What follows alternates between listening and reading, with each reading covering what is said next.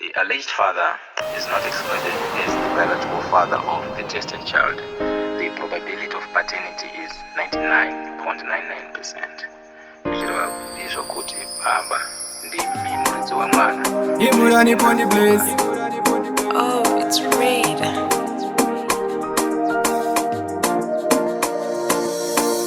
Atingatange kutsvaga dzimwe kodzero yekutanga pamwana, kuziva dzinza rake pamberi neclosure tiine show. Atingatange kutsvaga dzimwe kodzero yekutanga pamwana, kuziva dzinza rake pamberi neclosure tiine show. Mwana kwa baba, mwana kumuridzi, tinashe Mugabe Sande Munyangadzi, vamwe vane mutoro singavaraidzi, nekuda kwekushaya tiine test, kubotoropera wapinda matesti, global DNA do the best, tora zviri muhana wapinda matesti, zviya zvinanganga kana profita. Atingatange kutsvaga dzimwe kodzero yekutanga pamwana, kuziva dzinza rake pamberi neclosure tiine show. Atingatange kutsvaga dzimwe kodzero yekutanga pamwana, kuziva dzinza rake pamberi neclosure tiine show. Welcome to your favorite program. This is Tinashe Mugabe, the DNA Man. Today we are at Closure Productions. That's where your videography, photography, weddings, events, parties can be covered amicably. Top-notch services can be offered at Closure Productions. So if you are about to have your wedding, just get in touch with us and we'll do the best. If you also want the DNA Man to be there, it will be a pleasure for me to attend your wedding. So now we have a gentleman coming all the way from Domboshava. He's seeking what we call peace of mind. So let's hear his side of the story. Baba, Magadije. Magadije. Tripoid. Could say Domboshava. Kuribo. That's good. Makora say Baba.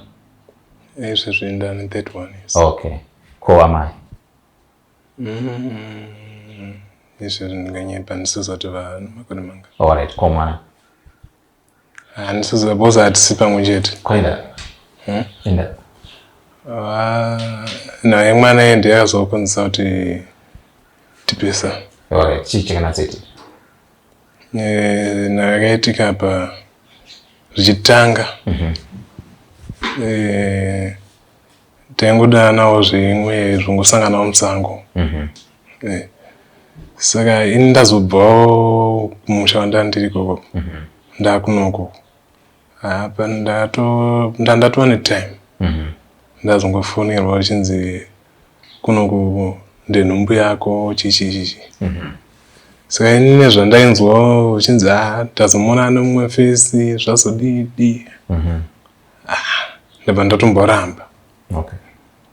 Saka zvadaro vazoramba achingonditsoma. Ndabva ndangoti semunhu wandikambodana naye ndangozvitambira. Ndatombonomutora kumusha ikoko ndauya naye ndatombogara naye. Ndakagara nge 2 months. Asi kugara watandichiita manje. Kwazoita mumwe mufesi akandifonera. Nditi iwe ndobvuma wachengeteswa chi? Mwana yeye asi mwana wako mwana wangu. Saka wachitani nokuWhatsApp ndakatomboforwardira abereki vacho maaudio aitaura ngupomana wewe. But vanambozvitora zvita zvinhu zvechokwadi. Okay. Pamwe aitongofunga kuti kunyepa here. Saka zvakazongogara zvakungondinetsa. Okay. Ndobva pamusoro peizvozvo pazongobudawo dzimwe nyaya futi zvinzi because mwana we aigara chichema. Kuti kunyaradzika kwacho aitonetsa. Saka vamwe vabva vakuti kugara achema daro hanzi kudedzwa mutuposiri wake. Okay. Saka ndizvo zvandikunda. Ndatoti zvinani zvetite se tisiyane. Okay. Sama matongosiyana ipapo. Ivo vakati chii pamakataura kuti makusiyana? Ingutongoti ndikukumbira uregerero pane zvese zvakaitika uchichi. But ini uregerero waenda sinzakwanisa kurutambira. Okay. Aibvumira kuti vakadana nemunhu aifonawo yeni vanomuziva? Vaitoti vanomuziva but zvokuti vakadanana haangachizvibuka. Okay. But aitoti vanomuziva, aitoti munhu yaimboshanda muDarwin chichi. Saka ini ndasisazivawo chokwadi. Alright. Okay. Saka ndomakasiyana ipapo. Saka munazombodzokera kana kuti kuyanana? Hatina. Okay. Kukuchengeta mwana mwamuchimuchengeta? Zvanhu zvakaitika pamanje vakazonge vaenda kumaintenance. Saka maintenance kuya abva atanzi ichiendai kumaDNA. Okay. Saka mufana wabhadhara $30 pamwedzi kusvika maenda se wana ma-results. Okay. Saka ndakazoona kuti apa ndokunofira mari ndinamba ndichisapota mwana ndisiuza kuti mwana wani. Okay. Ndangomira wabhadhara mari yacho nanhasi. Ndasambobhadhara. Saka pari zvino hamusi kubhadhara? Handisi. Okay. Saka muri kuwiranira ramai mukutaura mese? Zvakatopera? Zvakapera. Asi makatowana mumwe? Manditone mwana iko kana? Handisati. Alright, asi mutogara mese nemumwe mudzimai? Ko akazobuda achinzi ndewenyu mwana muchienda mane kumwe? Option ndoiwana kana ndaziva kuti ndaziva zvakamira sei? No, that's okay. Saka pamaidanana hapana chamakabata? Makazonzwa nyaya idzi chete idzi? Yeah. Okay. Hapana chandakabata but ndaitongonzwawo nevamwewo vachingoti tamonana nomafese nhingi ichichi ndozvaingoitikawo madesign. Okay, baba tinotenda nekuti paderenyu panyaya iyi. But we've heard from the alleged father. He's given us this side of the story. Now we invite the mother to hear what she has to say. We'll be right back. Hi there, it's Tinashe Mugabe. Exciting news. I've partnered with Dove's Life Assurance to bring you something extraordinary. Imagine having peace of mind and knowing your loved ones are cared for. That's the responsibility we take to heart. With Dove's, accessibility is key. You don't even need to visit us. It's that simple. Sign up your policy from anywhere. Secure a policy today for the ones you love.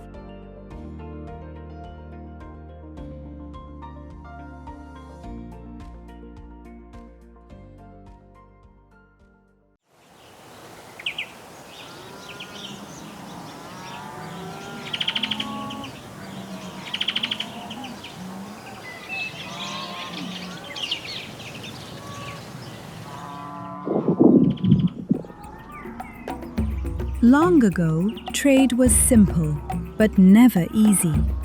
People exchanged goods for goods, hoping both sides would agree on the value.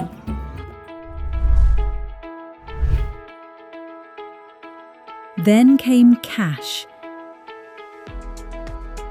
Easier, but still not perfect. Finding change, carrying money, and standing in queues made payments slow and inconvenient. Today, payments are simple. Welcome to a world where paying is fast, secure, and effortless. Welcome to the digital world. Welcome to Click and Pay.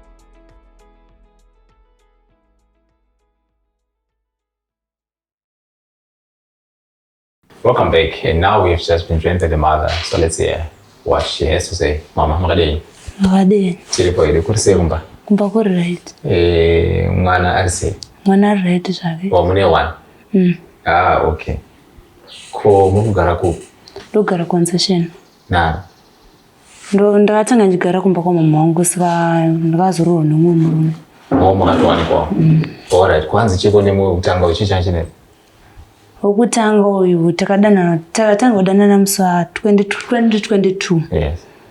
Patazosangana musi muna September kupera kwa September. Musi wekutanga wacho ndaitobva kuchikoro. ndobva atondimanikidza akati shamwari da kuti ndibhilievhe kuti uri wangu. Saka ininiwo semunhu unasingazivi kuti chii munhu achazondidhambawo ndopa akandipa akarara neni musi wekutanga.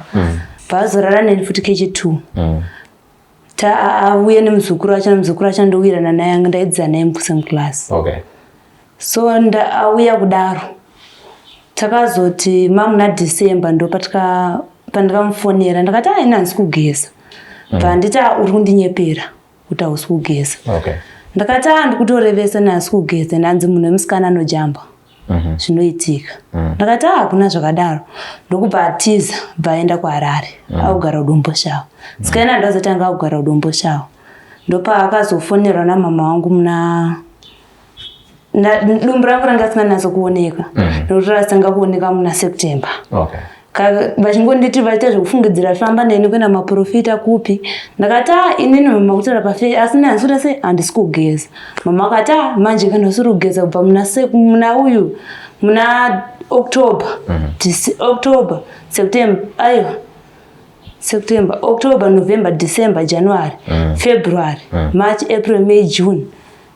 Muna March. March. Ndopa ndikapauka kwabva nditi sikaende kupi kuclinic.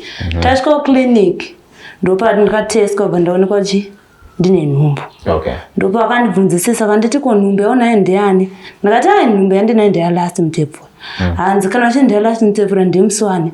Ndakabva ndatsanangura ndakati September ndopa ndikaita sei pandikarara naye. October ndopa ndikatanga usageza. Vanditi kana uchiti October ndopa wakatanga usageza sazvikura nhumbu yako iri pa8 months wakutosununguka June. Manje nedumbu rako kutinyepera. Vabereki vangu papa vanogutsikana. Ndopa wakabva nditi chifonerani last wacho. Vatafona varipo vese. Ndopa wakabva adaira fona akati nini abereki vangu kuclinic vangu vakaudza nzichi nhumbu yako ndeyeti 4 months. Saka havana kugutsikana akabva wangomudza vakati chi i4 months. Ini ndopa ndikabva ndataura andibvunza pafoni bva ndati inini hangu ndikuuza ndapedza kugeza muna October. Saka inini nhumbu yangu iri pa8 months. Bva nditi manje kana ine 8 months nhumbu ndeyangu asi kana ine 4 months zvekutaura namama haisi yangu. Zveshuwa takagara 2 weeks kwakwa kunopera kwaMarch. June pa 2 weeks pai muna June musi wa3 ndopa ndikasununguka mwana wangu. Paazofonerwa akati kunokuita mwana wemukomana. Hanza kana kwaita mwana ndiwangu. Ndokubva abvuma baazoya notitora kumba. Auya notitora kumba kwedu. Pauya neni kudombo shawa. Ndakagara almost 2 months kudombo shawa ndinaye. Ndokubva kwasendewa message natete vacho. Hanzi ndiyabva kuna tete ava vanogara nevana vake 2. Anitone vana vake 2 ndaisingazvizivi ndatozoziva mushure ndaita sei ndane nhumbu ndakuudziwa pai. Saka tete anogara nevana vake 2. Ndokubva vati pane message abva kuna tete vakuru hanzi mwana kuchema kwaari kuti mudaidze nemutuposiri wake. Saka munhu ngaende kumurudzi kumba kwavo. Ndokubva anditi mangwana achona uri usiku akanditi mangwana $10 mangwana kuenda kumba kwaamai vako. Ndakati kundenda kumba kwaamai vangu kuti zvaita sei. Hanzi ndaneta nekuramba ndichifungisisa panapa. Ndoti uende kumba kwaamai vako. Ndakati ini kada ndiende kumba kwaamai vangu ndikusiya mwana wako ndobva ndenda ndakadaro kumba kwaamai vangu kozi kwandona ndisina mwana. Akanditi iwewe pane munhu akambondifonera akanditi iwewe muridze mwana uchengeta mwana asiri wako. Ndakati munhu achina handisumbomuzive ndiani hanzi ndichazokuratidza message yacho. Haana mbondiratidza. Ndakabva ndati alright. Kwakuseni pepe akatogeza kubva takwira mota ndokuya nondisiya mutown. Atakura mabhegi angu ndokuya nondisiya mutown. Angokanda mabhegi mota ndokubva nditi kwira uende. Ndokwira pandikaita namunhu akatosaite nharo ingoenda nokuti auzive zvauri kubvisira ikoko pamwe unogona kuzongofa. Ingogara wabva hako kana munhu asingakudi. Ndokubva ndasuduruka ndokuzogara kwandikaita kuconcession kuna mama vangu. So ndagara kuconcession kuna mama vangu ndopandikazoti mama inini zvinyanyonishungurudza nekuti imi ndakupai futi mutoro wekuchengeta mwana wangu. Ndokubva ndaenda kuconcession kupolisi. Vandataura nyaya yangu. Vazvanzi anofanira kumaintaina mwana kupera kwemwedzi $30 muri muna February. Muna February mwana ukanda akazokanda muna March na April ndo pakakanda pamwe pesa panobvira zokanda kusvika up to now. Okay. Kana ngosiwo zvakadaro ndingochengeta mwana wangu ndakadaro. Last year. Yanga mangwa mamuna 2023. Oh, ndo pakapedzera kuita maintenance. Alright. Saka mwana mukugara naye ni? Mwana wangu ndikugara naye. Ni muri kumnywana? Mane mumwe mwana ere kumnywana? Handina. Asati. Asi baba vari kumufarira mwana wenyu? Anombetawo dzongwani ngwachimboitawo zvokuti kana akanzi auya pamba pependi naye. Dzongwani mboturwa namama. Dzongwani ndogara naye. Saka akamboya pamba pepe kana kutenga chikafu anobva ambomira. Oti nini saka ine ndindokwanisa mutoro wacho nemuridzi mwana akasiya mutoro wake. Sazvinzvo ingondishungurudza ndakati zvinani mwana wangu zachi rudzi rwake totoresa birthday mwana. Okay. Chikanyanya kurwadzisa mama nyaya sechiitika ende chipi? Ine chinhu chakanyanya kundirwadza pane zvese izvi ndezvekuti nini vabereki vangu vangu havasi kutonatsa kundibelieve kuti nini ndikutaura chokwadi mwana hasichi mwana ndewake.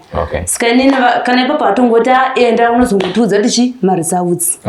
Saka ndo zvinhu zvikunyanya kundirwadza nekuti mudzingiro wakandiita ini ndasingambozvifungirawo semunhu ndaida wemba yangu but ndasingazivi kuti ndo zvavakandirongerawo kumberi. Saka time yanga mugara mese vairatidza kuti vari kukudai zviro vari kufamba mushe kana kuti vaita semunhu ari kufoseredza? Pandaigara nave nini vaiti kana kuti vakaenda kubasa vaenda norara 2 night. Mangwana acho noene $30 ndititenga chikafu ndotenga chikafu. Kutamba nemwana ndangomusiya achichema vaisingambati ndichiwacha ndaigona kuti ndichiwacha kana kuti ndichisuka isingabati kana mwana achingochema ari ega. Wozosvika pastage yekubvunza nemusukuru wako nziko imimi mwana ari kuchema asi hamusi kumuonere indiasigera ari kuwacha. Akabva ngoramba ariziva vanobva ngorwamudzawo otobuda vachienda kwaari kuenda. Ndopandikabva ndangosiyana unazvo. Makatona kuziva kuti havasitonda kubata mwana? Vanga asina kana shungu nemwana wacho. Konemi? Kana nini wachona kozi nini vaingondipawo mari yechikafu ngotiti chikafu ichi tenga chikafu chinoenda nemumba ndobva ndangotengawo $30 achona ndobva ndangosiyawo zvakadaro. Hama dzachonawo dzimwe dzachona dzaingoratidza kuti vaingoti wamhenu ita zvawafunga vachingomupawo kuti ita zvawafunga. Saka ndangoona kuti family achona pamwe ndanda isingangodiwewo. Saka bota masingatochi? Zvedzimwe nguvawo vaita tairara kuti ese but pamwe pachona iyo vaingoomesa mei? Vaingogara vangori kuindi vakatsama. Alright. Tinotenda mama nekutipa bering panyaya iyi. Alright, we heard from the mother. She has given us her side of the story. Now let's invite back the alleged father to dig deeper into this case. We'll be right back.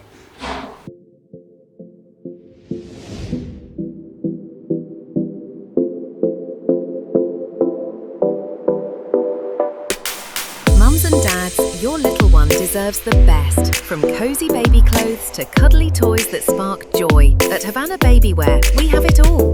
Soft, stylish clothing, comfy baby beds, colourful toys, and all the accessories your baby needs to grow happy and healthy.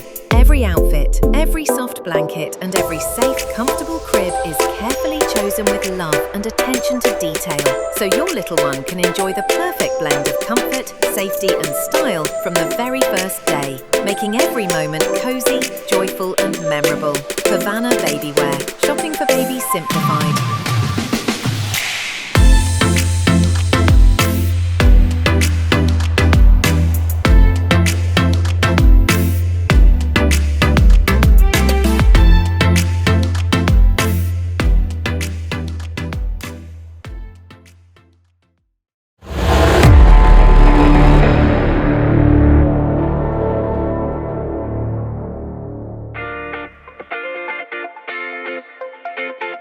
Welcome to PMC Car Rentals and Tours. Are you looking for the ride of your life? Discover comfort, reliability, and adventure. We've got the perfect wheels for your journey. From luxury SUVs to travel buses, we've got it all at prices you'll love. Travel smart. Travel with PMC.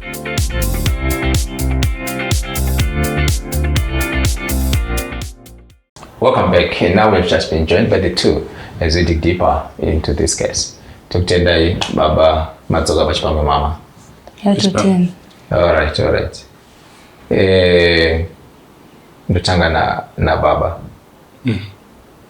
amai vauya kuti mugare mese kudomboshava vari kuti rusisitiwo rudaro runatsobuda zvakanaka chii chainya kunetsai? aya nayo inetsa yakazonyanyonetsa nayo yemwana. Okay. Ndio chete yatonetsai? Okay, mama anzi pane mukomana wamanga ainzi aisenda mamessages kuna baba ndeupi? Inini anondiratidza namba dzacho saka ndaikwanisa kuziva kuti ndeupi. Alright. Nekuti nini ndiri form 3 pane munhu andakatombodanana naye saka handisi kuziva kuti ndeupi ari kutaura kozi ini mupabva ndiri form 4 ndopandikatanga kudanana naye ndopandikarara naye. Okay. Uyo form 3 akadya ubotera? Aiwa. Aitongogara udharuweni aita zvokuuya zvapo neapo. Alright. Asingadye bota? Aiwa.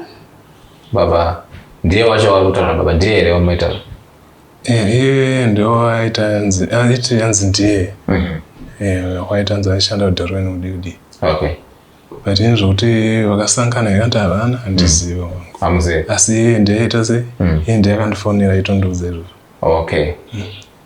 Asi mimi ndimi makatanga kudya wapapa? Handisi. Hamuzi? Ne mama ndizvo? Handizviziva hangu nekuti ndibva ndikatanga kurara naye. Handisi. Zvanga zvakadii ida musukuziva? Ida musukuziva? Kuziva? Aiwa ndikuti handisi. Wamati hamuzi? Handisi kutanga. Panenge pambo jwabota panotongooneka kwavo. Ndanisire kutanga. Okay. Alright. Mama ndizvo here? Haina handizviziva hangu nekuti ndibva ndakatanga kusangana ndakatanga kusangana naye. Alright. Makatomboidisasa nyaya iyi yatikutaura? Makatomboidisasa mapeya pamakatanga ucho? Hatina. Makangokontinya munyerere? Okay. Alright. Saka munhu uyu indi hamusana kurakidza mama umbowo kuti uyu munhu akufona asenda mameseji ndiwaya? Ndakukuratidza. Hamuna bvira mambondiratidza.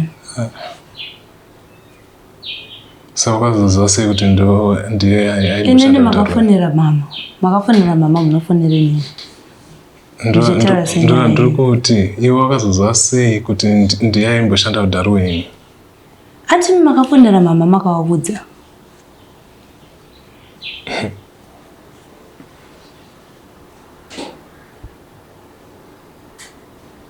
Okay.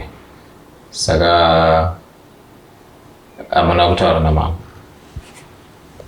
Kuramba but anozviziva. Nyaya idzodzo haana bvira ambotara neni dzekuti murume haana. Aingonetsana neni nyaya yemwana iye wake ndopandikazoona meseji ndakabva kuna tete vachona. Okay. Vachiti mwana kuchema kwari kuti amudaidza nekutoposera ndomusi wandikazomuka ndichizonzi enda kumba kwenyu. Chete? Mangwana acho. Nditete baba? Amena hanzi tete Megarufu hanzi meseji yabva natete Megarufu akura ndivaziva hangu. Okay. Ndizvo baba? Iya, ndokwazvakatangira.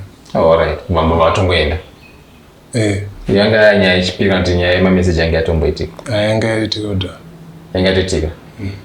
Alright. Saka aichema akabatwa nababa ndizvo mama? Chero ndakambata chero ndikambereka mwana munongoziva kuti anochema. Chero ndakamubereka. Dzongwa kutamba itombotamba. Asi kana akutanga kuda kuchema haambosto anga asina stop. Alright. Saka aingochema chero kwamuri chero kuna baba? Okay. Saka hapana munhu aiclaima kuti ndemuri dzomwana wenyu mama mashiro? Munhu akataura iye achiti hanzive pane munhu akandifonera achiudza kuna mama. Ndo munhu avari kutaurawo. Okay. Asi imi makambotaura nemi vachiti nyaya iyi?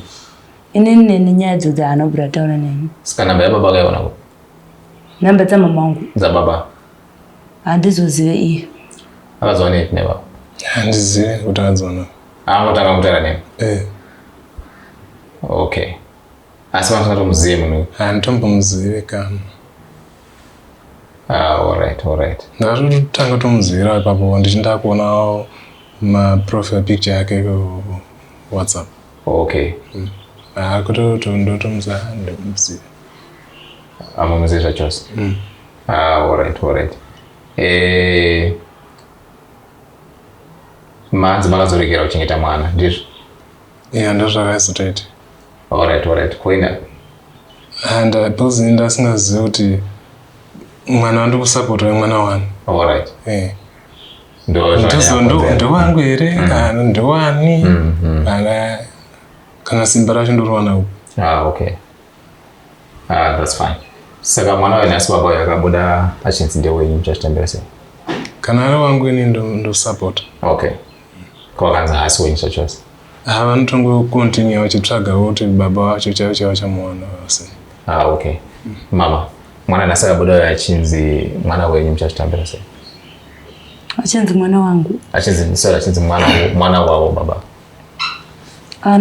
Anongotangira paakasira pamaintenance achichengeta mwana wake. Okay. Nekuti nino pangu vachina negona uremerwa nchina mari chendogona kushaya mari chacho nekuti ndiiti. Okay. Kwa kabuda vachinza vasiri vamuridzi mwana baba. Ndinongoramba ndichengeta mwana wangu sekuchengeterwa ndiri kuita. Okay. That's fine. Tinokutendai mama nababa. Takuenda pamarizao dzimakadzira kumanzwa nditi. That's fine. Alright, indeed, we have tried a level best to dig deeper into this case. Now let's give them the DNA results. So you fasten your belts, we'll be bouncing back shortly.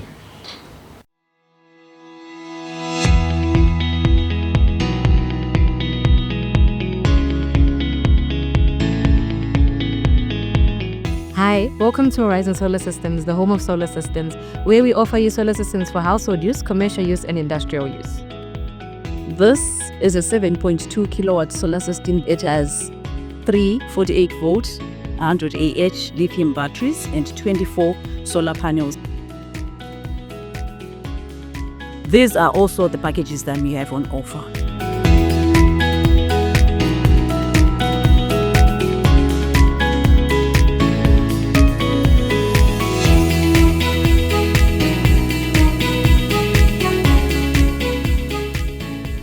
Our packages start from as little as $650 with a lay-by option and a payment plan option available. For more information and inquiries, please contact us on the numbers provided below. Welcome back, and now we're entering straight away into the time that we've all been waiting for, the DNA result presentation time. Right, taga related to results to it is number say. Alright. Mathematics and reading, what was it? 2022. 2022. Oh, so I tell me you get to read. So kuti mimi baba wao makawana maya makawani muza taba maya watu wanileta. Ndisiya. Alright, I'm sorry message. Na mama ndizo. Yeah, tavritis. Kwenda kubenga naye. Ashimeti. Plus ini ndakabhibirwa phone number dzawanda sina. Oh, alright. Asima ikona kufana mukutotaura nawo ndizvo. Yeah. That's fine. Saka mabvumizi wavo ya muri vega mudzimai unyasipo. Ore mabvumizi wavo ya murume. Havana kutyira kuti vaviri vavo vasangana zvopera kuchi. Aiwa. Kana. That's okay. Alright, so ndichaisa muchirungu anditika ndoziza muchishona. Alright. Anditika. Right, on this test, the participants were you as the alleged father, the mother, and the child.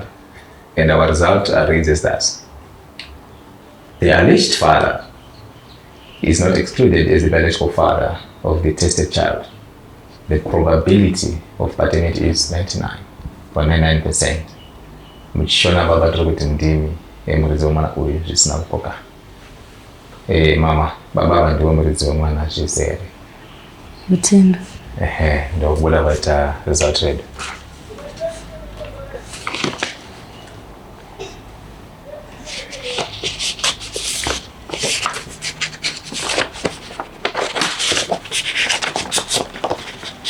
Baba, taura since mazasi mumanzi. Ndazvinzwa hangu but ndizvo hazvo but sina sure kuti mwana ndewangu. Okay. Yeah, saka mwana ndewenyu zvisina kupokana. Mama, mwana kuti kudii mazasi mumanzi. Marizati ndamanza asi mwoyo wangu chaiwo kufarawo nekuti nini zvakawanda zvandaisangana nazvo ndichipomerwa. Ndichinzi tengoti ndinenge ndichonzi ndiri pambe ndiri uri. Saka zvinhu zvinondiremera kana abereki vangu vatongosvika pangotenga unozvinzira wega. Saka kwakusiri kusandibhelievha vabereki vangu kuti ndiri kutaura chokwadi. Saka zvinhu zvinonyandirwadza. Plus ndikuchengeta kwatichiita mama wangu ane gumbo. vanenge vachitamburwa vachichengetawo muzukuru wavo. Ndizvo zvinonyanya kundorwadza. Okay, saka chii kuna baba vemwana? Ndinongoti paakatangira paakasiyira ndopaanongotangira chengetawo mwana wake, nekuti yakatoona kuti mutori mwana mucheche kuchengeta, kutenga mapamba kuti sei mutori. Okay, baba pindireti mnati chii kuna mama? Apa zvekutaura zvizhinji hangu handisisina. Nichatongosapota mwana wangu yati tongoenda mberi zvona. Okay. Mudzimai ari kumba kuziya ngenyaya iyi? Akuiziva hake but ndasina kunge ndakamuudza. Okay, akaiziya sei? Akaiziya sei? Unokufonerwa kwandaitwa ndopakatotanga kuziva. Alright. Saka akanzwa kuti kune mwana first born haizi kubva paari anozvigamuchira. Patone nyaya. Pakutopaizika. Yeah.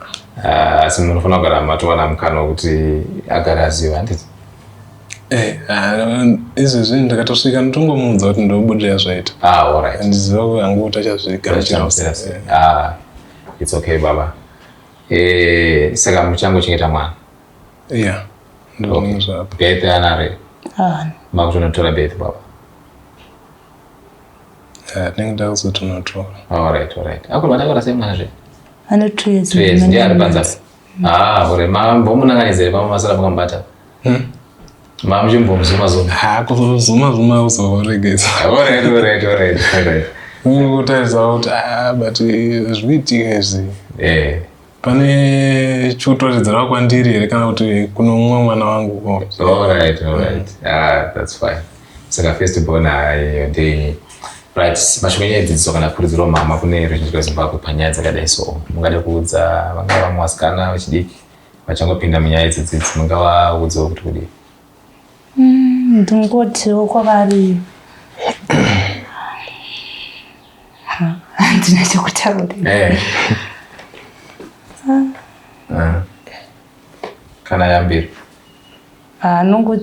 Kana waonawo kuti pane zvanzira wakafamba nevesiriwo vanongowanawo action yekuti vakwanise kuziva kuti baba muridze mwana ndeupi. Okay. That's fine. Ko baba mashoko edzidziso kana kurudziro panyaya dzakadai so muda kuti kudii kune vari kukuona? Ini ndingangotaura nje kuti kuno vamwewo nhau dzakafanana neidzi unongochiti kutamba handifunga kuti zvichazosvika kusekwa zvazosvika nhasi. Okay. Saka zvinhu zvakadai so hapana chinonzi kutamba zveshuwa. Kutamba kwakadai so What are you daro? Harisiro kungotamba napesa. Kuti chazotorana zopora ukatsvamura. Handiti aiwa totenda baba, totenda mama. Saka tichaita follow up kuti mwana mukuchengetere baba zvikufamba zvakanaka. Ticharamba tiri in touch. Alright. That's fine. Mungade kunoka tuembe tukomwana Tinashe Mugabe Foundation ine tu mbachi. Tinaona kwana mimi kanzenyu mai kana dzemwana. Mungade kunoka naye mama. Tuende nono. Munonoka ndeti. Aiwa, that's good. Tinotenda tokutenda emos. Baba munotobatsira mwana wavo makutobatsira nafutika. Yeah, but kubatsira toita utobatsirana. Handisinzwisa hangu zvamunotaura kuti kunonga tuembe kuti. Alright, tine Tinashe Mugabe Foundation ine tuhembe turipo tonawo kwana mwana nedzamai kana vachidawo kuwana dzavanokwanisa kupfeka. Saka kana muchidzidawo munogona kupfuura nekuTinashe Mugabe Foundation office. Alright. Mungonodzanakidzwa wasarudza zvavo. Alright. Zviri kwavariwo kuti. Handiti, that's fine. Alright, we've come to the end of the case that we're handling here today. Indeed, it's good news to establish that he is truly the biological father to the child in question. So the child's upbringing is now guaranteed. Peace of mind has been gained. So we always want to encourage you to get in touch with us if at all you are in doubt, because peradventure you might neglect the child or your own blood. So we encourage you to get in touch with us if it were got a burning case, because we give you these services without any fear, without any family, without any bias. So this is Tinashe Mugabe, the DNA man, signing.